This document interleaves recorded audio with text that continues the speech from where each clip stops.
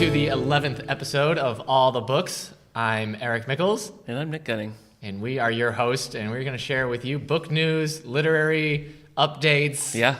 But first, I've got your soda. Oh, God. I've got your Coke. I think I speak you know what? for I was gonna everyone forget. when I retire this bit. Well, it is time to retire this bit. Is it? You're right. Oh, my gosh. Because I've made fun of you. Now I feel like I'm not ready to retire. No, I've made fun of you with Coca-Cola names and everything before. I'm getting emotional. But today, you and I, we're just alums. Yeah. Just a couple of alums. Podcast alumni. Just a couple of alum chums. Yeah. All right, shall we open them together? Sure. Ready? One, 2, 3. Oh. Sorry. I thought it was going to be 3 and then open. I thought but it you was thought on it was 3. 1, 2. Well, Yeah. It's been a pretty busy week. It has feels been. like. Yeah, I mean, you that's saw true. Paul McCartney. I sure did. Everybody, Nick saw Paul McCartney. Yeah, it's Sir not Paul related McCartney. to all the books, No. but I feel like he should mention it anyway. No. Yeah, it was great. Yeah. It was great. It was 3 hours of Paul McCartney. Yeah. Singing songs. The cool thing was he did a lot of really kind of deep cuts, things I didn't expect him to do. So Yeah. Well, he's been doing it forever. that's true. So Yeah, he sang quite a bit from his most recent album, which is called New, which we have here in the collection. So we got a lot of McCartney. I think it looks like. You just started listening to his first Wings CD, right? Oh yes, I did.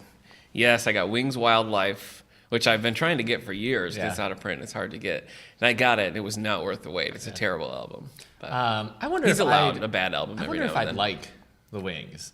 Because here's the thing. I think you would. I listened to Magneto and the Titanium Man, and at that's first that's I Venus- didn't like it. Venus and Mars. Right, I didn't like it because it's just so weird. It it doesn't really follow a pattern. Like you think it's one sound and then it changes, and Well, but that's then the more I classic listened McCartney, to though. it, the more I got into it.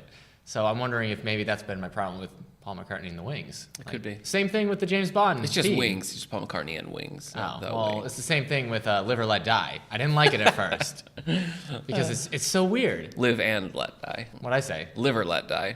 Oh yeah. Well, Live and Let Die. Yeah. The song it does the same thing. It's like he it's sang one that thing? at the concert, and there was all sorts of pyrotechnics, like Yeah. explosions and stuff. It was great. That's awesome. Yeah, you'd like Red Rose Speedway, I bet. All right. That's what I would guess. I'll get back to you on that. Yeah, so I did that, and then I also went to the big statewide library conference, the NILA conference, over in Lake Placid. You were our David A. Howe representative. That's right. I won a scholarship through our system. Okay, Southern you Tier didn't have to Library brag. System. You could have just said you went. Well, it was great. Yes, Nick won a scholarship. No, I appreciate the scholarship because it allowed me to go. Yeah, that's true. And it was great. Yeah, there's a lot of different. You go and there's about 8 sessions, and each session time there's different options you can choose. So, I went to a lot of different things. I had sort of picked some ahead of time, and then when I got there, I was like, "Man, this sounds so good. I want to go to this one." So, I went to a few different things than what I was planning to, but got a lot of good ideas, good info. Nice. So. Yeah. Yeah, it was a good experience. Yeah. It was fun. I ran into a lot of the other people from the system who'd gone and just kind of see them across the room. Hey. And he hey, that's Nick Gunning of All the Books. Yeah, there was a lot of, I was mobbed by fans. Yeah, so, that's good. All right, do you want to talk about where our bookmarks are? Bookmark, sure. I finished, last week I was reading Karen Slaughter's Pretty Girls, which I just picked up on an impulse. And last week I was kind of like, I don't know if I'd read another one. By the end of the book, I outright hated it. Yeah.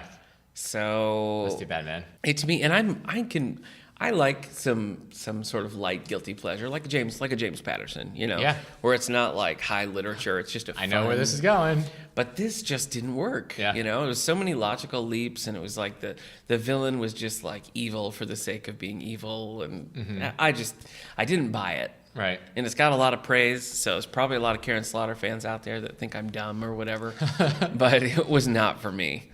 I moved on. I guess this is going to be kind of a negative thing here, because the next book I read, which was Sleepwalker Tonic, which I've mentioned a couple of times, the sequel to Nightmares. Oh, right. Yes. I really liked Nightmares. Jason Segel. Yeah, Jason Segel. There's a co-author who's, I can't remember her name. But, I did not like it. I'm sorry. Yeah. The first one was all about, they go into this dream realm and everything, and it was cool and it was spooky, and the dream realm was still kind of present, but this one was more of like a real low-watt zombie tale. Okay. And it was kind of the first one's all about we have to guard this portal to the nightmare zone because it's the only way they can get through. And for this one, this is, I guess, maybe a spoiler, but it's like, oh, well, there's another portal, And the whole book was kind of about how I don't know. All right. I was disappointed. I'm sorry, man. Then I finished a graphic novel, Archie's Haunted House. Hey, So, all right. yeah. Different from the Betty and Veronica Teen Morphs. I understand. But it was good. I like that. It was good, all creepy Halloween stories. So not particularly creepy, but at least Halloween themed. So currently, I got another impulse book. I keep pushing back. Is it Head Full of Ghosts or Room Full of Ghosts? I never can remember. I couldn't tell you. Okay, let's look now. I mean, you don't together. want either of those things to be full of ghosts. No. Yeah, it is Head Full of Ghosts. All right. By Paul Tremblay. So that's the last of my Halloween books. Yeah, you better hurry up because you have... Anyway, I picked up Murder House by James Patterson and David Ellis. I've been trucking through that. I got about 100 pages left. Yeah. And this is definitely one where you have to just sort of suspend your disbelief because there's a trial and it's like there's no evidence. There's no way this will go to trial, so it's all... But it's fun. It's good. Yeah. It's a good thriller, and it's definitely a page turner. So I've been enjoying that. Nice. That's it, though. I just have Murder House on the docket right now. James Patterson with a co-author book a try. Well, I like NYPD Red. Oh, that's right. Yeah, I've read the 3 NYPD Reds that are out so far, and I liked those. But I read Private, and I hated it. Right. So it's kind of all right, man. Well, I finished Teen Morphs, all 2.5 pages of it. Yeah. What did you think? It was pretty harmless. Yeah. So that's true. Not really a scathing commentary, not really a critical look at Animorphs and its impact. Those two girls are kind of ditzes, aren't they? Betty and Veronica? Yeah. I mean, she's like, if I could turn into any animal, I would turn into an octopus and clean my room quickly. Yeah. It's like, look, that's not how it would work. If you were an octopus and you were on land, you would just be like a puddle of jelly. Yeah. You have no bones. Yeah. The only reason they look like the way they look is because they're underwater. Right. And then well, I'm sorry that I didn't meet you. So which one? They seem like they're friends. Yeah. But it's been told to me they're not really friends. Well, I don't know. But they're always fighting over. Are they fighting over Archie? They're friends. They're friends, but they're kind of like, I guess my wife calls them frenemies. Yeah, that makes sense. Which I guess is true. Yeah. But they do fight over Archie. I don't see how that Teen Morphs should be in a Halloween annual. Well, it's because there's just a few Halloween issues in it. It's just a regular October issue. So I was disappointed by that too. It's not Halloween filled. Where my bookmark is really just I still haven't finished Invasion of the Body Snatchers. Oh. Because it's just been a busy week. It's like a 200-page book. I know. Well, I've been doing things. Oh, I know if I just sit down, I can finish it in an hour and a half. Well, are you enjoying it? Yeah. Yeah. Yeah. It's not the book's fault I haven't finished it. It's my own time management fault. Well, I didn't think it was we watched Jack Finney's Psycho fault. Tuesday. That's true. And what I have been doing is I've been organizing my books on Goodreads on my to-read things to get ready because once I finish this book, which is my last Halloween book, I realized I haven't read any good sci-fi and or fantasy in a bit. So what's on the docket? I've got to read Alloy of Law. That's the 4th Mistborn book, so I can get ready for the new one. Yeah. Oh, okay. So I said I'm going to read Alloy of Law next, but I'm not. What I'm planning on reading next is actually Star Wars Dark Apprentice. So that's number 2 of the Jedi Academy trilogy. Oh. Because I've read the first one, and with the new Star Wars movie coming up, I've got to read as much of the expanded universe books as I can before the new movie comes and says, no! So I'm gonna Jedi Academy trilogy is great. Corellian trilogy is also great. I'm actually gonna read Jedi Academy 2 and 3 back to back. Are you gonna read any of the ones that are leading up to the Force Awakens? I ordered Lost Stars for the teen collection. Okay. So I might read that one. What's the one that just came out after the one with 1,000 you know colons? What? I was gonna save this for when we talk about Star Wars, but I'm just going to say it. There's too many Star Wars books coming out. Yeah. It used to be a new Star Wars book, but now it's in 1 month you get 5 new Star Wars books. There's no way to read them. Right. And that's kind of a bummer. So, I don't know. I might read I got the Jedi Academy. I've got a couple of the Rogue Squadron. Oh, I've never read Rogue Squadron. I've got the first 2. My friend Jesse likes those a lot. And I've got some side stuff. I've got one that's stories of the cantina, of the Mos Eisley Cantina. So I might give that one a try. Yeah. But anyways, I've got David Brin's Existence on the docket, The Snow Queen by Joan Vinge. I got to finish Blue Mars so I can finish the Mars trilogy. I've got to read Caliban's War, the second of the Expanse series. Anyway, that's all hopeful. Yeah, it's a big sci-fi docket. Yeah, man. Well, I've got my Ghost one, like I said, but then I've been waiting to read Grisham's Rogue Lawyer. I ordered my copy, and I've got it. But I have these other ones that keep getting in the way, and then I have... That's the lawyer who represents the X-Men character Rogue. Whenever she causes somebody to go into a coma, he has to come and be like, you signed a... I misspoke, because it's Rogue's... Right, Rogue's lawyer. Yeah. Then I've got a Western... What if it was Rogue Lawyer Squadron? That'd be Star good. Wars Rogue Lawyer Squadron. Yeah. That's a huge cross. That's a fan fiction waiting to happen. Okay. Submit your fan fiction. Then I've got a Western by J.A. Johnstone, The Devil's Badland, which is part of the Loner Steer series. So those are my, on the docket Wouldn't books. any Devil's Land be bad land? Probably. Do you think people like, that land, though owned by the devil, is a good land? We're on the Devil's Good Land. No, don't I have don't. to worry. That seems unlikely. Yeah, okay. All right, book news. Book news you can use. Yeah. All right, you want my...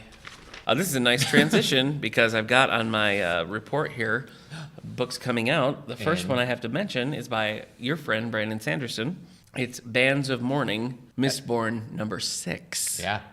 That's coming out in January. Yeah. January 26th. When I talked about Mistborn, I had said Alloy Law was a standalone book. Yeah. I'm not sure if that's true. I'm now wondering if that was book one and that these two are true. I can't follow it. Yeah, I read that this book, Bands of Mourning, is Mistborn 6, but it's like the Alloy age or whatever, number 3. So I think it's kind of... Maybe it is. So I'm sorry I misspoke. I think that they're connected, but I Right. think the Alloy set is also kind of its own subset. We got one by Elizabeth Strout. Sure. We're also friends. Yeah. She won the Pulitzer Prize a few years back for remember that. Olive Kitteridge. Sure. Her book, and then she did The Burgess Boys and a few other things. But My Name is Lucy Barton. That's coming out January 5th. That's And Clint then- Barton's sister. Yeah, from the The Adventures, yeah. And then my old pal Stuart Woods, he's at it again. Yeah. See, I'm not friends with him, but you've got that covered. Yeah, Stone Barrington number, you want to guess? Were you about to say 30? I was, 3? no, 36. Wow. Stone Barrington number 36, Scandalous Behavior. Ooh. Yeah, coming out January 5th. Yeah. I'm behind in that series. I love it, but I'm behind, so I can't. What number are you on? Oh, geez. I kind of... 7? No, that's probably true. I've jumped Oh my around gosh. a little bit in it. Okay. Let's start with, I think I only got one kid's book. Diary of a Wimpy Kid, Old School, coming out November 3rd. Man, that kid writes a lot of diaries. Yeah. Which one is that? It doesn't say, but you know what? I'm going to say it's like number 10. So again, all these books are coming out November 3rd. So get your, I don't know, whatever bookstore you go to. Yeah. card November ready. 3rd is election day, too. So if there's an election in your town, don't forget to vote. Right, yeah. Do that, guys. Vote. Also, bring a friend. Rock the vote. Yeah. Then your vote counts as 2. Yeah.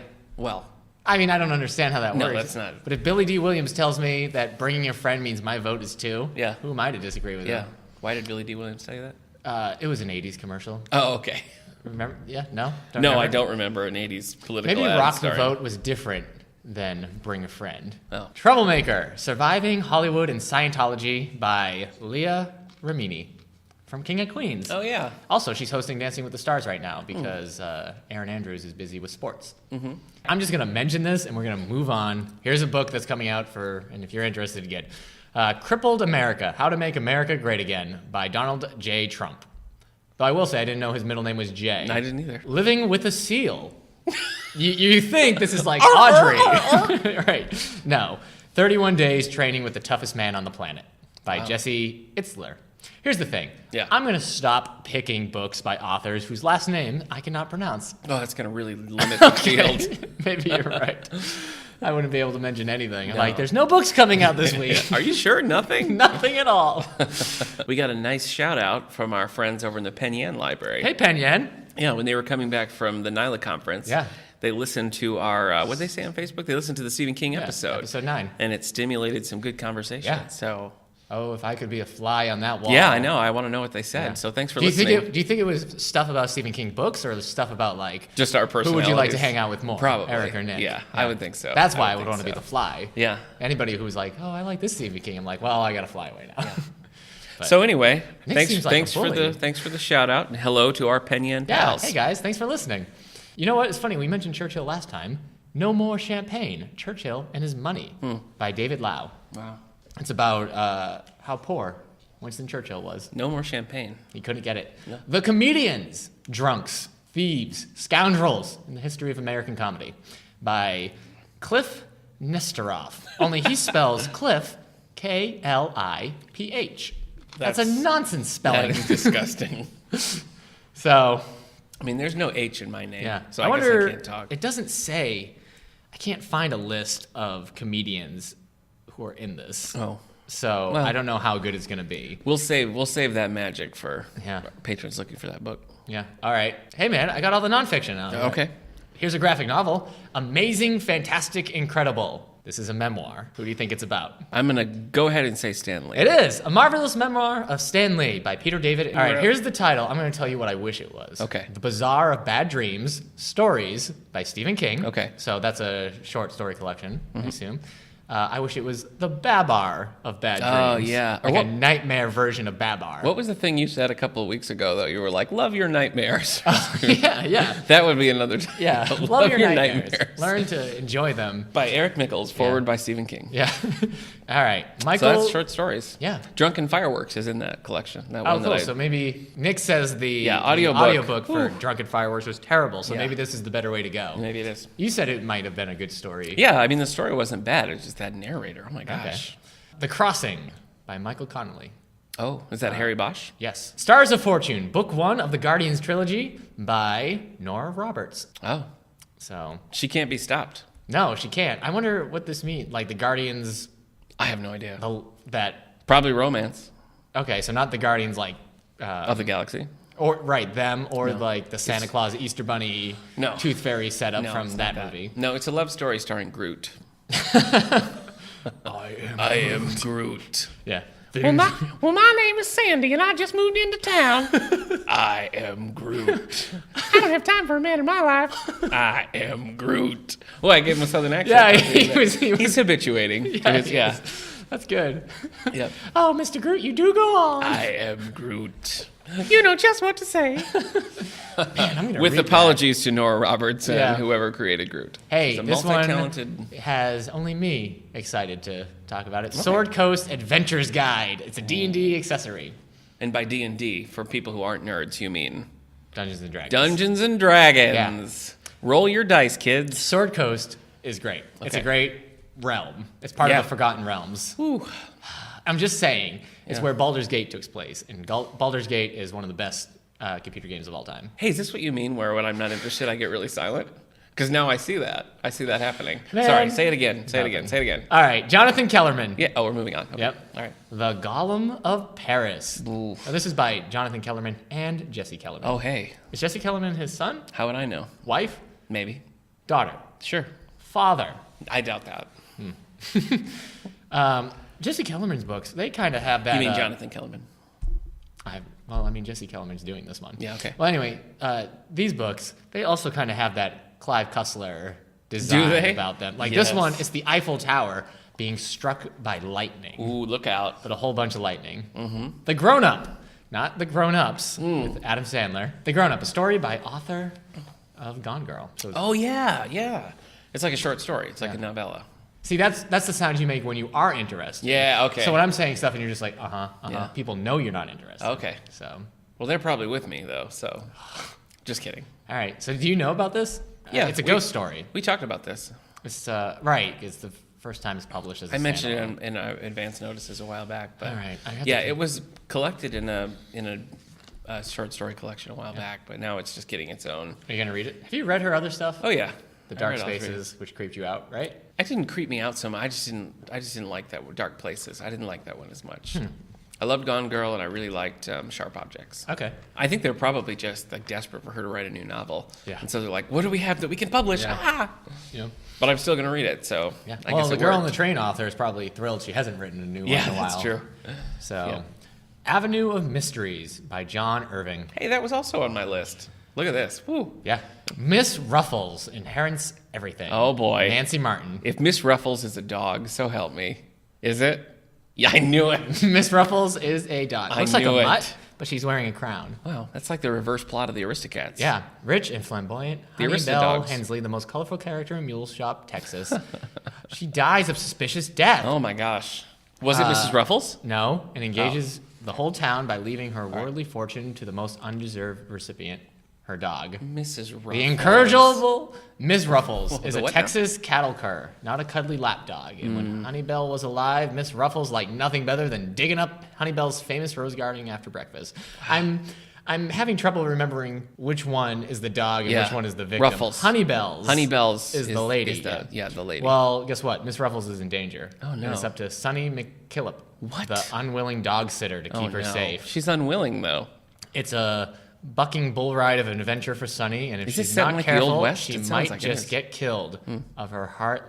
Oh, or her heart lassoed. Is she gonna fall in love? Oh, she's gonna get her heart lassoed. Yeah. All right, Sunny needs all the help she can get. all right, Miss Ruffles. Oh, wow. With a killer on the loose and a cowboy lawyer keeping a suspicious eye on her. A cowboy lawyer. I mean, that's just good writing. Yeah. So I would like to see a cowboy come into a courthouse Yeah. and defend his client. This whole court's out of order. I hold you all in contempt. Pew, pew, pew. Yay. Like maybe the suspect is running. Case dismissed. I want a scene in that, right? Yeah. Where the guy being questioned, the suspect, he makes a break for it. Yes. And the lawyer, Cowboy lawyer. lassos him, Woo. pulls him down there, Yeah. and says Yeah. like, no more questions, Your Honor. Hold on there, partner. Wow. Yeah, Now we got to write a book I know. about a cowboy lawyer. We certainly do. I'm just a Can it simple be- cowboy. How about if it's called Overruled Buckaroo? You like that? Yeah, that's the Okay. first book of the series. Overruled Buckaroo. We need a name, like an actual character name for yeah. this. So, I'm gonna say Clint okay. McGavin. Clint McGavin, cowboy cowboy lawyer. Wow. All right, Bradley Cooper, call your agents. Oh my because this gosh. is real. Wow, that's a good call. I know. I guess, yeah, you'd want him a little bit younger, right? would, yeah, You you want would. him like the Nicholas Sparks kind of leading man Yeah. age. Yeah. So, Ooh. and I bet Bradley Cooper will age into the role as, Yeah, as he it will. goes on. And Yeah. be like, All right. Well, today, Yeah. in honor of the latest, Spectre. James Bond movie coming out, we're going to talk a little bit about everybody's favorite spy, Agent 007 himself, James Bond. Yeah. We're going to talk about James Bond because, one, we both are big fans of James Bond. Big Bond fans. Two, it's a series of books. Yeah. Got the whole ball And rolling. we're a book podcast. Yeah. I know. I mean, we'll probably talk a lot about the movies. Yeah, we'll talk about the movies. So, There's been really 3 primary Bond authors over the years. right, and the new one, the new Anthony. Yeah, if that becomes a series. Right. But it all started with Ian Fleming, 1953. So Ian Fleming, he wrote 13 James Bond novels and then a series of short stories that appeared kind of throughout that run that appeared in Playboy and other magazines. All the These were published from 1953 to 1966. So the last ones were published after he passed posthumously. away. Yep. All the books of his original 13, you said? Yep. Yeah, all the original 13 have had their titles become movies now. Yeah, there's a lot of them are very different than the actual. In fact, in some cases, like Moonraker or The Spy Who Loved Me, actually have novelizations based on the movies that are written, even though they're just the titles of those. Although there were some similarities with Moonraker. I didn't realize, but a short Quantum of Solace is a Bond title. It is. It's a short story. Yeah, but it's absolutely nothing like that movie. I thought that was a nonsense title. No. All right. It's actually a really good short story, but it's with James Bond at a dinner party talking to this woman who's led this sort of tragic life. So it's a very atypical story because Bond is just kind of like chatting up with somebody. So he allows her a quantum of solace. Yeah. You mentioned that all the novels have had their names used for all the original 13 movies. Right? Yeah, and most of the short stories have. There's 4 Ian Fleming titles that have never been used, and they are The Hildebrand Rarity. That probably won't happen. Risico. 007 in New York. That probably won't happen. No. And Property of a Lady. No. I think Property of a Lady. I think Hildebrand Rarity is cool. Maybe. It's an old-fashioned type of name, but I feel like the 007 in New York would have only worked in like 1972. Yeah. In the movies. Yeah. Like, guess what? James Bond is going to New York, and he's going to be one fish out of water. Of the Fleming books, I've read mostly Ian Fleming, but I haven't read them all. I've read Casino Royale, Live and Let Die, Moonraker, Diamonds Are Forever. So those are the first 4. And then I have a big omnibus of all the short stories called Quantum of Solace that came out with the movie. And I've read most of those, and I loved Casino Royale. You've read Casino Royale. I listened to Casino Royale. Well, how did you feel about that? It was good. Whatever game, because it isn't poker. that they're playing. In No, it's a baccarat. The telling of the game was actually like a better part of the book because it was pretty intense. Yeah. So it's weird to listen to somebody just play cards. That's true. You're like, oh, what's going to happen? Is he going to draw the right card?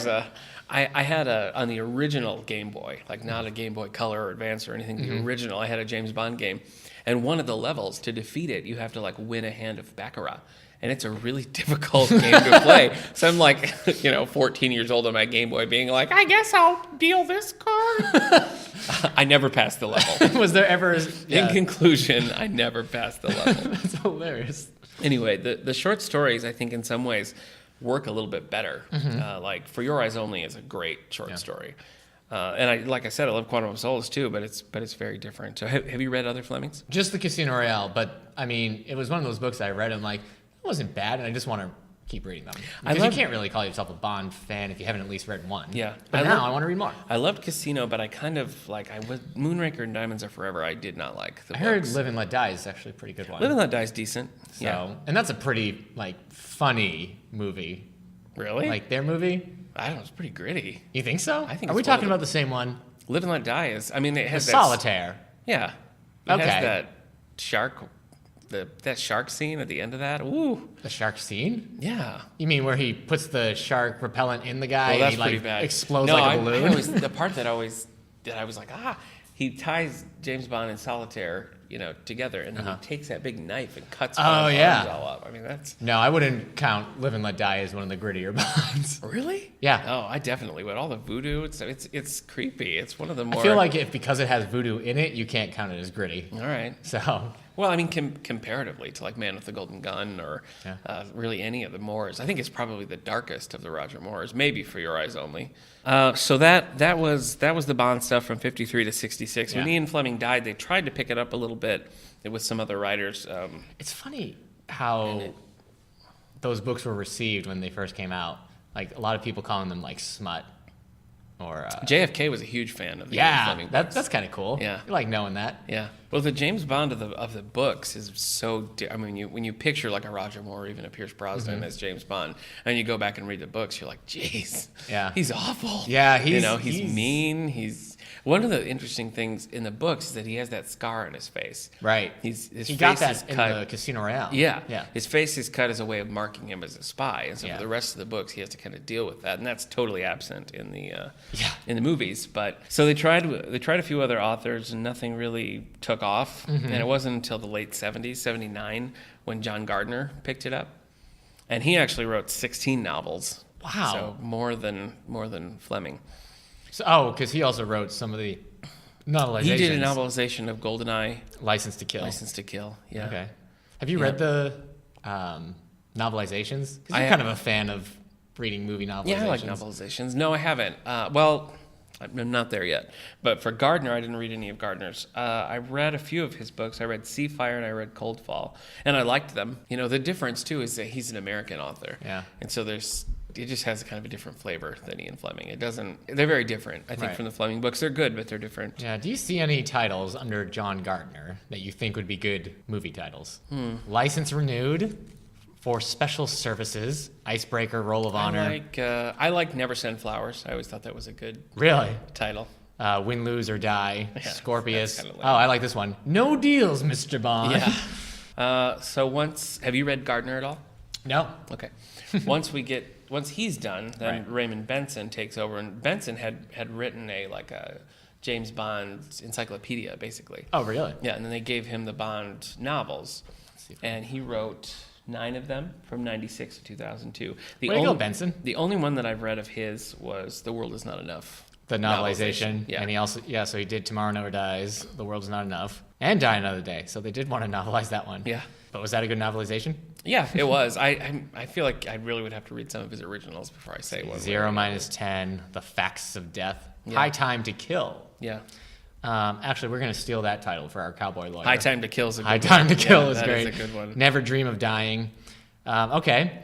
And Boy, he went out. Same with Pierce Brosnan. His last one was Die Another Day novelization, so that's not a good way to go out. No. Since Raymond Benson, there hasn't been anyone who really picked up the mantle. They've tried a few times. They approached Lee Child, who continues to write the Jack Reacher series. Okay. They approached him several times to try to get him to do it. I actually think he'd be good, but he's got his Jack Reacher and he's not interested, so he said no. Yeah, but some of the other authors, Kingsley Amis, which I think is actually a pseudonym, but he picked up with Colonel's Son right after Ian Fleming, but that didn't really take off. But some bigger names, Jeffrey Deaver wrote one. Yeah, Carte Blanche. That's a couple years ago. Yeah.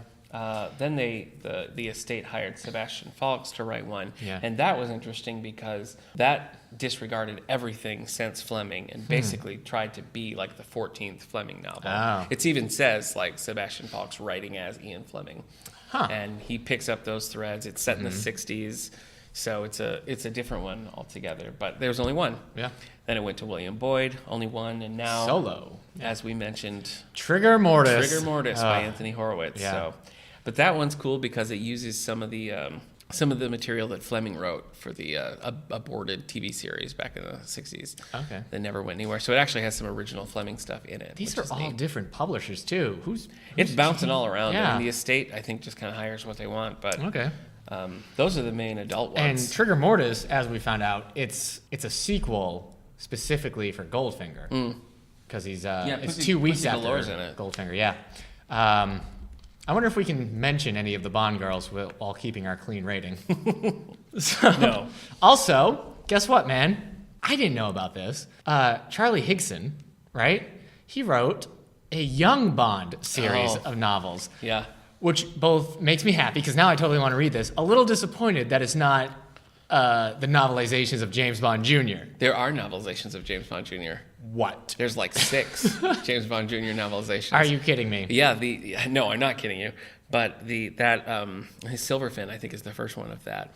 My little brother loves those. Okay. And so we have some of his books. We have like The Enemy, The Dead, The Fear, The Sacrifice. Yeah, those aren't Bond. But no, but I mean we have his other stuff. But now, man, there's only 1, 2, 3, 4, 5, 6. Yeah. Maybe a few more. There's only like 6 or 7 of these. Yeah. I've got to get them. Yeah, you got to get them. I don't know much about this at all, but I know that there's one that's more for the audience is girls, and it's the Moneypenny Diaries. What? Yeah. What the heck? Yeah. Why don't we have those? I know there's all sorts of stuff. You with your the Lois Lane YA. Yeah. I feel like the Moneypenny one. Yeah, let's get them. Let's get the Moneypenny So, Diaries. man, Silverfin, Blood Fever, Double or Die. I like that. Hurricane Gold by Royal Command, Shoot to Kill. Yeah. All right. Yeah. I'm down. Silverfin, they actually made a graphic novel too. It's like a YA graphic novel of Silverfin. Okay. The covers are pretty cool. Yeah, They're they graphic are. artist I know. ones. They're cool. These take place in the past. These aren't like modern day James Bond. This is 1933, like Silverfin. Yeah, they're supposed to be really... 13-year-old James Bond arrives at Eton College for boys for the first time to continue his schooling. There he meets an American bully and his arms-dealing father, Lord Randolph Hellebore. While on Easter break, Bond adventure continues in Highlands of Scotland, teaming up with Red Kelly. James finally reaches a castle and a lock and discovers a deadly secret. Ooh. Yeah, the author kind of poured through the Fleming stuff and tried to get every little mention of his youth and tried to, make it gel with that, which I think is a cool approach if you're going to do it. Yeah. But let's talk about James Bond Jr. Yeah. Just briefly. All right. Did you watch James Bond Jr.? Yeah, I used to watch James Bond Jr. My I remember gosh. one of his gadgets on James Bond Jr. the cartoon was spikes would come out of his shoes so he could like climb walls. Yeah. But in the episode, he was on a bunch of logs and they were rolling down a hill, so he's like running on it. But his shoes spike out, and so he gets caught in one and he falls, and you think like James Bond Jr.'s in trouble. It actually, I remember it not being around for very long, but there are 65 episodes. There are not. There are. No, they're not. But it's not on DVD or anything. I had a VHS tape. Who owns the rights to James Bond Jr.? I had a VHS tape of a couple episodes that I like wore out. Please sell them to us. Yeah. But it stars James Bond Jr., who's supposedly James Bond's nephew. Yeah, that doesn't Wink, that wink. doesn't make any sense considering. And then it's like Q's grandson is there, and a relative of Felix Leiter, like his son or nephew or something. But then actually a lot of the classic James Bond villains actually show up as themselves, like Jaws and Goldfinger. And Even Dr. No. Dr. No, yeah.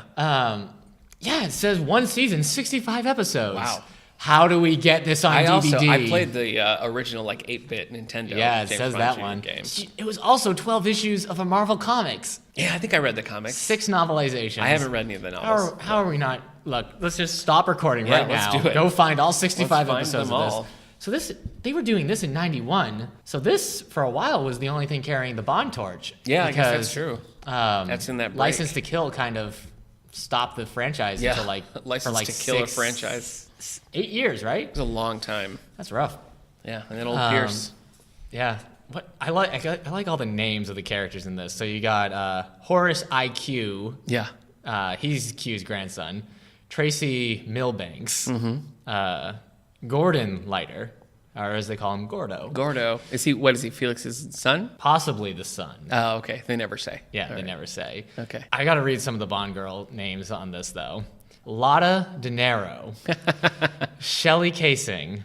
Marcy Barracoop. I don't get Terry Firma. Haley Comet. Oh, man. Wendy Day. Yeah.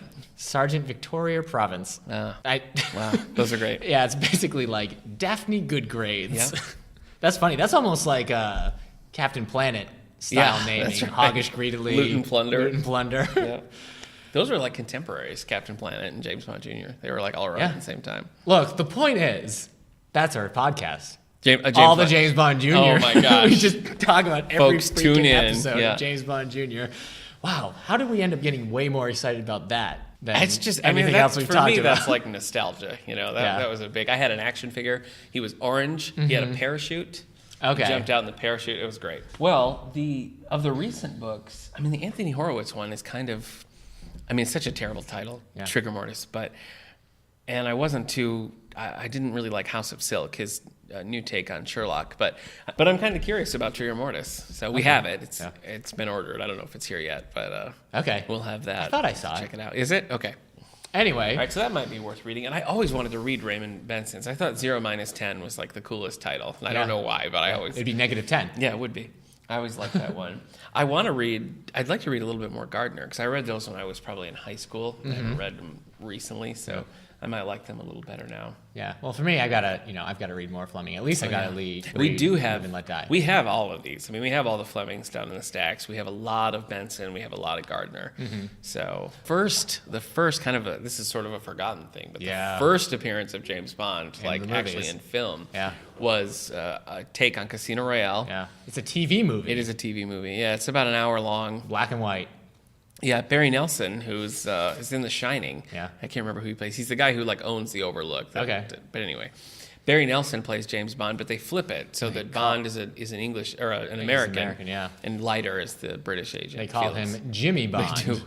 Not exclusively, but like Felix, who's his friend, is like Jimmy. Hey, Yeah. you know, it's not bad. I mean, it's not boring. Certainly, the Daniel Craig one does a better job of it. Of but, Casino Royale, yeah. Yeah. All right, but then the movies. Yeah. All right, so we don't have time to go through every single movie, though Nick and I can promise you we could go through every single movie. Yeah, we definitely So could. instead, let's go by actor. I mean, which we would anyways. But all right. Yeah. Well, you know what I would like to do? Okay. We typically, I always like to know your first experience with James Bond. Okay. So, I mean, mine was James Bond Jr., but Yeah. aside from James So we Bond can't talk Jr. because that would be mine too. James Bond Jr., Yeah. well, we already covered. All right. So what was the first movie that you saw? GoldenEye. GoldenEye. Because Okay. as a kid, I played GoldenEye 64 Oh my on the gosh. Nintendo 64. The greatest video game of all time. I played that to the point where it was like reflex. Yeah. When I was going through levels because I replayed that. I did all the multiplayers. Yeah. Did Did you unlock the secret levels? I unlocked the secret levels. I played all the levels on the campaign mode, normal and hard. Yeah. And I got so good at multiplayer. My friends would always do 3 against 1, like the official team, so they couldn't even turn on each other. Yeah. And I would still just clobber them and always get like most lethal, most Nice. deadly, and it was awesome. That was a great game. Well, that's a cool one to start. That's I mean, one of those. a great place. Because of that, we ended up. My mom rented me GoldenEye, and it was on VHS at the time. Yeah. But we watched that, and it was funny because it was almost like a video game adaptation. But I mean, it was. Yeah. But that was it was 95. fun. Did you watch it in 95? No, because the game came out in '97. Oh, did it? So I probably didn't watch it until like 99, 2000. Okay. Because she also rented us Tomorrow Never Dies, and then World Is Not Enough. GoldenEye's an interesting turn in there because, I mean, like you said, there was that big gap. It was a 6-year hiatus with Timothy Dalton. Yeah. You know, they're going back and forth. And, you know, allowed Brosnan to come in. But the interesting thing there is that they offered Living Daylights to Pierce Brosnan. Yeah, you couldn't do it. He was doing Remington Steele, and it was like all but canceled. Yeah. But then when everybody found out he was going to be James Bond, they were Yeah. like, let's watch Remington Steele, which spiked the ratings. Yeah. And they renewed it. For a season. And Brosnan had to lose it. Yeah. So it would have been Brosnan in Living Daylights and License to Kill, and I can't even imagine Brosnan in License to Kill. It's hard for me to picture. With GoldenEye, he starts pretty. I mean, he makes jokes and stuff. He's closer to the Dalton. Yeah, he's pretty hardcore in those movies. He's got that edge about him. Still, I think he would have been really young in Living Daylights. Yeah, he would have been Remington Steele age. Yeah. So no, I think GoldenEye was the better one for him. Yeah, I think it was too. Well, my first was Tomorrow Never Dies, and I loved it. And but I saw it in theaters. Oh, okay. Yeah. First one I saw in theaters was Die Another Day. Sorry, man. Yeah, Tomorrow Never Dies to me was it still is probably one of my at least top 3, if not my favorite. Yeah. I mean, I guess. We'll save favorites for a bit. Yeah. But Tomorrow Never Dies really got me excited. And that was coming off of your. Lois and Clark. Oh, Terry sure. Hatcher Yeah, crush. Terry Hatcher's in that, too. So you're like, Terry Hatcher and James Bond. Everything. It was great. It was almost fan fiction for you. Yeah. Like, what if Lois Lane and James Bond? Well, do you remember the episode? You probably don't. There's a James Bond episode of Lois and Clark where it's like a dream sequence or something, but there's a cool poster of like a James Bond poster, but it says the name is Man, Superman. So pretty cheesy. Yeah. But Terry Hatcher played like a Bond girl in that episode. And then she played a Bond girl. But Tomorrow Never Dies, and from that I was hooked. Yeah. And then I went back and watched like everything. Yeah. So let's talk Connery. All right. We're gonna do Connery films. How do you feel about Should we Connery? just do? Tell me this. What is your favorite Connery film? My favorite Connery is probably Thunderball. That's a good one. So Goldfinger is good, but it's not the best Bond. Everybody acts like Goldfinger is the pinnacle of Bond films. Every movie should pay homage and try to be Goldfinger. I don't think that at all. Yeah. I think Thunderball is a better movie. I think Thunderball's better too. I think Thunderball is probably the best of the Connerys. But Dr. No is a really good one. I was just going to say my favorite is Dr. No. Oh, okay. If I was going to watch a Connery, I would choose Dr. No. I know Commercial with Love always gets a lot of play too. I find that one it's a slow one, odd and dull, and that like 40-minute gypsy fight scene I'll never understand. The train fight's cool. Yeah, the train fight is cool. It's got some iconic moments. All right, let's see if we can agree the worst Connery film. Well, Diamonds Are Forever. Diamonds Are Forever, I mean, yeah. You Only Live Twice to me is very forgettable. Yeah. But I think Diamonds Are Forever is just campy and bad. Yeah. I don't think I love the song, but I think Diamonds Are Forever. Yeah, that wasn't an invitation, but yeah, I do. You're right. You Only Live Twice is probably most memorable now because of Austin Powers. That's true. Because that's the one they just riff with Dr. Evil and everything. That's definitely true. Yeah, it is rough. I think that On Her Majesty's Secret Service is actually one of the best James Bond films. So that's kind of fun because you can't just go like, oh, it was Connery, and then it was more. You have to go, it was Connery, it was Lazenby, and then it was Connery, and then it was more. Then it was more. But yeah, On Her Majesty's Secret Service is really good. You always hear that when you read about it, you hear that he was like difficult. Yeah. But that they'd offer him a picture deal, and he was like, no. Yeah. And then, Yeah, because he didn't think Bond was going to last in the hippie revolution. Well, I think that they didn't give On Her Majesty's Secret Service a chance to really like stand on its own. Yeah. Because if you remember, right before the credits, he kind of winks to the camera and he's like, "This never happened to the other guy." Yeah. And it's like, what are you doing? Yeah, breaking the fourth wall on us. And then the scene in the office. He goes through and looks at his mementos, and it's like Honey Rider's knife, like all the Connery stuff, and it's like, we get it. Yeah, you're different. It. And then he doesn't even. I don't know if you know this, but when he goes off and he's undercover as Hillary Graves, he doesn't even do the dialogue. The voice is all dubbed. What? Yeah. Oh, it's not him. Huh? They do because they do the person he's going undercover as actually provides the voice. So it's like half the time you're not even hearing him. But it's a cool movie. Yeah. And Diana Rigg is his wife. It's got a sweet main theme song. It's got one of the great ski scenes. Yeah. Ski. It's a good movie. Yeah.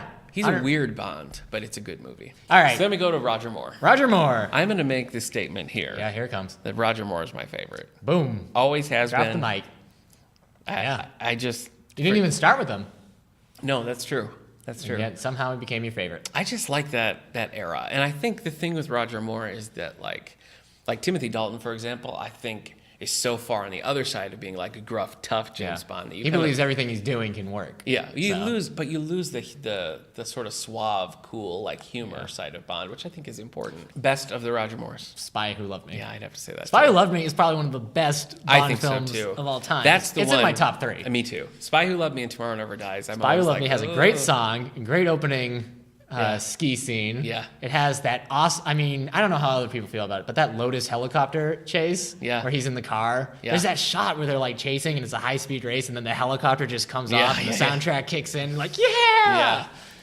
That's a great movie. Yeah. I also love For Your Eyes Only. That is a good one too. Those are probably the best ones. Yeah. All right, worst Moore ones. This is interesting for me. I want to know what your least favorite Moore film is. I think, I mean, it's hard not to say Moonraker because it's so cheesy, but I feel like it is cheesy. I feel like I enjoy Live and Let Die the least. Okay, that's probably going to be my least favorite. The problem with Live and Let Die is it's just so racist. That's true. Moore gets kind of a bum rap. You know, I feel like people think like, oh, those are the goofy movies. They're not the serious ones. I think they all come around. And I mean, the new movies. He did the most. He did. He did 7 of them. Yeah. Way to go. I don't think anybody's going to be able to top that.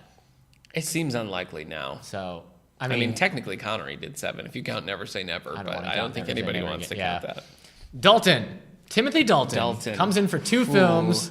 You think Moore gets a bum rap? I think Dalton gets a bum rap. I think now people are sort of feeling like, oh, Dalton was ahead of his time. Yeah, that's true. People are like, oh, I love Daniel Craig. He's so tough. He's so no nonsense. It's kill or be killed with Daniel Craig. It's like Timothy Dalton did that first. He did. If those movies and that plot and like all that kind of stuff had come out, if Daniel Craig had done that now, nobody would say anything. Yeah. Because License to Kill is basically Quantum of Solace. Only it's a good Quantum of Solace because it all makes sense. Right.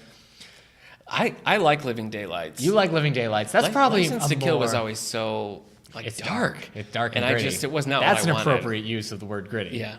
So there's a lot of killing, a lot of blood. I mean, you watch Felix get eaten by he loses his leg, and then you never see him again in the rest of the movies because he's got one leg. I mean, his wife is Felix's wife is killed. Felix is kind of a fun character. Yeah. Has anybody played him twice? I don't think anybody has. I thought originally. Oh, somebody. The new guy. Yeah, Jeffrey Wright has. Felix is played by the same actor in Live and Let Die and License to Kill. Nice. Isn't that weird? Look at that. The Dalton films were doing that too. That's a 16. Yeah. No, Live and Let Die. Roger Moore in 73, and then again in 1989. It's a 16-year gap between playing Felix. I always like the Felix character. I like when he shows up. Yeah. He's cool. I really like him in the Daniel Craig's. Yeah. All right. So wait, who's your favorite Bond then? We're getting to that. Okay. Because we get to GoldenEye. Pierce Brosnan. He's my favorite. Yeah, that's respectable. He's my first Bond. Yeah. And I played as him in GoldenEye 64 all the time. Yeah. But I like the movies. I think he's got the look down. And I think he has that like Timothy Dalton doing the aggressive killer kind of thing. And I think he also has that Moore doing the sly. I think the only one he doesn't channel is Connery, and maybe I appreciate that. Yeah. I think he's got the best blend. I think that's fair to say. The tough and the humor, I think he's... Yeah, you watched Die Another Day, and I think maybe he was getting a little too old to be doing that. Mm-hmm. I don't know. I would have liked him to do at least one more movie. Me too. I would have liked to have him get a 5th one under his belt, go out on on top. Die Another Day is... I don't think a lot of the Bonds get to go out on a top film. I mean, Connery goes out on... Diamonds Are Forever. Moore goes out on A View to a Kill, which isn't terrible, but it's not like one of the better ones. Yeah, For Your Eyes Only would have been a better... Yeah, that would have been a good one to get out. Mm-hmm. And probably The World Is Not Enough at that time would have been a better film to get out than Die Another Day. Though Die Another Day made the most money. So what do we know? Yeah. But yes, Brosnan's probably my favorite. And I think it's weird. It seems like it's coming around that people are really mean and critical to Brosnan as a Bond. Really? Yeah. Online, people are like, oh, the worst Bond is probably Brosnan. I'm like, shut your face. Yeah. So, out of all the Brosnan films, which one's your favorite? Tomorrow Never Dies? Yeah. Moore wasn't a contender. You'd probably say Brosnan. Oh, I would. He's definitely number 2. Yeah. Jimmy. Danny Craig. And then we got Daniel Craig. And his 3 with now 4 films. Yeah. So, your least favorite Brosnan film? Oh, Die Another Day. Easily. That one, I loved it when it first came out. Funny. I thought it was so it has a sun-powered laser beam. There's an ice palace. Here's an invisible car. I will say for Die Another Day that it has one of the best opening sequences, I think. Yeah. A Bond going into prison and his time in prison. That is an intense way to start the opening credits are great. And then unfortunately it's followed by the film but Die Another Day. Yeah, that's true. Which is not good. Yeah, now it's definitely one of the worst ones. It's probably like one of the worst all around. I would say Bond films. That's too bad. It's I'd too put bad it up Bros. there. I think they all have an overall like one of the worst Bond films under their belt. Yeah. We know Daniel Craig does. Yeah. But anyway, it's easy to say. Well, maybe it's not. It's easy. I know what your favorite Craig film. Oh, I'll say Casino. Yeah, me too. Casino Royale. It's the best one. Skyfall was really good, but I mean, Casino Royale's the better one. Yeah. If that was the only film he had made, it would be one of the best. It would. I mean, it's probably in my top 3 as well. It's strong. I like that they rebooted. I think that was wise. Yeah. I like that they kept Judi Dench, which was an odd choice, but I think it was a good one. Yeah, she's great. I don't know what the heck Quantum of Solace was. Whew. I don't. Like I said, Quantum of Solace is License to Kill with no direction. I just think, like, I honestly could not tell you the plot of that movie. Bond's angry. There's oil. There's oil. They have an interesting relationship, Bond and M, in those movies. It's kind of different. With Daniel Craig and her? Yeah. Yeah, it's almost like a resentful mother, resentful son kind of relate. More so. They sort of need each other. Yeah, like in the Brosnan ones when they bring in Judi Dench, it's definitely like she just thinks he's a misogynist. Right. And stupid and outdated. Yeah. And he just has never cared about anyone in that position. But with this one, like, Daniel Craig definitely has an affection for her. Yeah. But definitely wishes he definitely see in Skyfall. Yeah, but you can tell he kind of resents having that affection. Yeah. So the thing that I don't like about the Craig stuff that they've done so far is try to distance themselves so much from the James Bond. It was nice in legacy. Skyfall to see Q. Yeah. To see a Q. Yeah, Even though it's like, the young, geeky one. I mean, I didn't mind that. The cool thing about Skyfall is the way they set up the James Bond that we know and love. That was cool. Yeah. So I'm looking forward to that in Spectre, seeing that really come together. I'm glad they got Ralph Fiennes. He's going to be interesting to watch. That's a cool choice, yeah. I don't hate him, but he's never felt like James Bond to me. And I think that's a minority view. Yeah. And I'll accept that. But yeah, I know a lot of people who say he's like their favorite. And I get it, because if you think... He's probably, maybe Timothy Dalton, but Daniel Craig might be the closest to the James Bond of the books. Yeah, that's probably true. I think. He's definitely like a killer. If there's any emotion in him, I haven't seen it yet. No, I haven't either. Outside of, like we said, with M. One of my favorite James Bond scenes of all time, though, is that foot chase at the beginning of Casino. That's everybody's favorite Bond scene of all time. That is a great scene. Yeah. I love it. That scene, and it's true in the book, too. It's maybe even more cringeworthy in the book, but... the scene with Bond tied to the chair and swinging the rope. All right, let's not. Anyway, that is an upsetting scene. You could tell when I saw Casino Royale in theaters, you had a great idea of how many men were watching Casino Royale. Yeah. Yep, because it was just a unanimous, like all of us, like, oh. Tell him whatever you want. Give him. It's not worth it. She's not worth it. Yeah. Yeah, that's a tough scene. Yeah, that is a tough scene. Casino is a very faithful adaptation of the book. It's probably like one of the most faithful of all of them. Maybe Thunderball. Of the James Bond? No. Casino is definitely more. Okay. Yeah. Well, there you go. It's beat for beat. I mean, that is a close adaptation of that. Are you excited for Spectre? Oh, yeah. Yeah. Yeah. I can never tell with you when you're excited about movies. If I asked you right now if you were excited about Star Wars, I don't know. Are you? I don't know either. That's the thing. I don't know about how I feel. But you're excited for Spectre. Yeah. Even though Daniel Craig isn't one of your favorite ones. Right. And you didn't love... he always looks like he's sucking on like a lemon head or something. I'm Daniel Craig. I just ate a lemon. Yeah. I still hate. I get what they were doing with that scene where they're like, he orders the martini and they're like shaking her shirt and he's like, "Do I look like I care?" Yeah. Like, no, you look like a duck, but you should care. You should care because you're James Bond. If you were that waiter, you would have been like, "You do, sir. Yeah. You do." Yeah. You would have been the most influential person in that. Probably. Do you remember? They in the very early, only the first 2 movies, James Bond has like a girlfriend. His name's Sylvia. Do you remember this? No. Okay. She plays the same character in both movies, and she's kind of like they have this understanding. She's like the girl at home, and she's like tough like him. And originally, they were kind of planning for Bond to have this like girl who, he goes out and he has his flings and everything, but she's the one he comes home to. Right. And they did it for 2 movies, and they were like, I don't think so. Wow. And she just never came back. She should have turned out to be a Spectre agent. Yeah. That would have been good. So she's one of the lesser-known recurring characters. So, favorite Bond, favorite movie? Favorite Bond is going to be Brosnan. Okay. Favorite Bond film. That's so hard. I'm going to have to give a top 3. All right. Can I? I want your impulse. Like what? It doesn't have to be your favorite. If you were going to say you got to watch this movie, it would be GoldenEye. Okay. But yeah, I'd say GoldenEye. But the thing is, Casino Royale and The Spy Who Loved Me are and GoldenEye. They're all like just like what I love about Bond films. So it's always hard to pick one. Sometimes I think I would say The Spy Who Loved Me. Yeah. Because it's the classic out of all those, and it's got so much cool stuff to it. I think I'd go Spy Who Loved Me, and definitely Roger Moore. Yeah. So. All right. What would the other two be if you had a top three? Because I think that's difficult. Yeah. I think I would put On Her Majesty's Secret Service in there. Wow. I love it. I think it's a great one. Okay, so you'd say Spy Who Loved Me, On Her Majesty's Secret Service. Are you going to put a Brosnan or a Craig film in there? You going to put Casino Royale, or are you going to put... I think I might put Tomorrow Never Dies. Wow, okay. Tomorrow Never Dies is great. Yeah. None of the Brosnan films outside of GoldenEye get enough credit for how cool they are. It's true. All right, man. We talked a whole lot about Bond. We did. As I knew we could. Yes. That's true. So... we're like I said, we're gonna grab our Benson books. We're gonna grab all the Flemings. We're gonna grab John Gardner. We'll have a great James Bond display. So stop in and check out lots of the books. Get to know the books. And we're seeing Spectre. So this will come out the week Spectre is coming out. Yeah. So I guess we won't be able to review it then. When does Spectre open? Next Friday. What the date? It comes out November 6th. November 6th. Yeah. All right. Excited. Yeah. So what do we got going on at the library next week?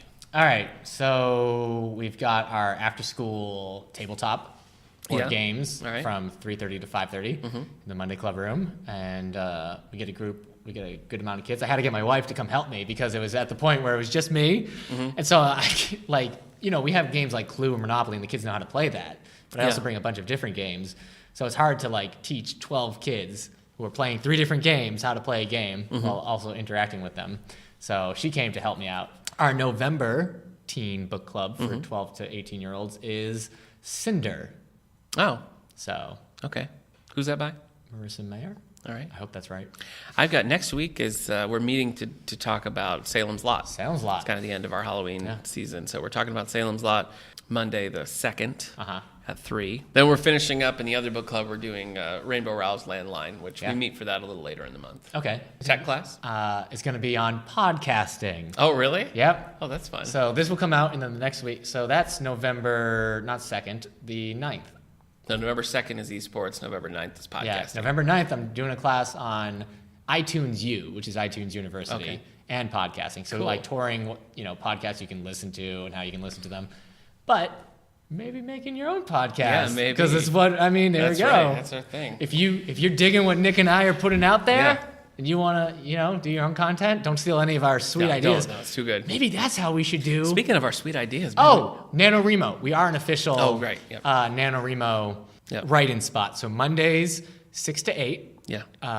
You can come in and write, and Saturdays 10 to 12. Yep. So there will be other people participating in NaNoWriMo, and you can So come stop here. if you're a writer and you want to pound through some words, stop in the library. Yeah, 50,000 words, 30 days. We can do it. Sure. Well, as always, we want to hear from you. So if we'd love to hear from you regarding James Bond. So if you got a favorite James Bond book, let us know. Let us know who your favorite James Bond actor is. Yeah. Let us know your favorite movie. We want to hear from you about James Bond. So let us know what you think. So you can, on Twitter, we're at All the Books Show. Facebook is David A. Howe Library, just the regular Facebook page. You can email us at wellsville@stls.org. It'd be cool to hear from somebody who's been reading the Bond books as they've been coming out for ever, you know, to see how he feels about them still. Yeah. So we'll see you next week. We'll have a lonely book that requires your love. And any more top 3 or your favorite books of all time, also go ahead and send those in. So we look forward to seeing you guys next week. Bye. Bye, guys.